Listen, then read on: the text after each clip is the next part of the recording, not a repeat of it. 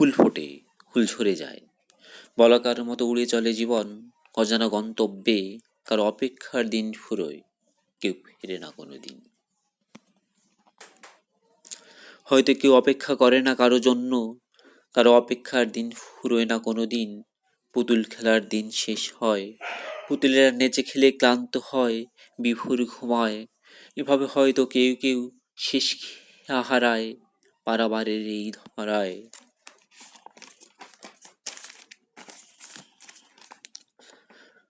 অর্থ ঐশ্বর্য নিরর্থক, সাধুলি, অথচ সন্ধ্যার আরতির জন্য গুনতে হয় করি।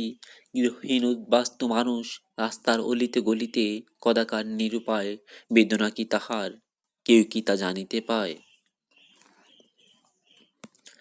বিদ্রোহের শক্তি নেই এতটুকু যার, দাবি দেওয়া আদায় কিংবা রাজকোষ ভেঙে ফেলার।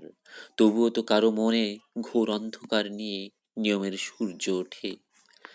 মনের অমানিসে কাটে না যে সকল নর নারীর, যাহাদের বেদনায় স্ফটিকের মতো জ্বলে আমাদের সমাজ সভ্যতা, কিংবা কালো হাতির অন্ধ চোখ কখনো কি দেখেছিল তা?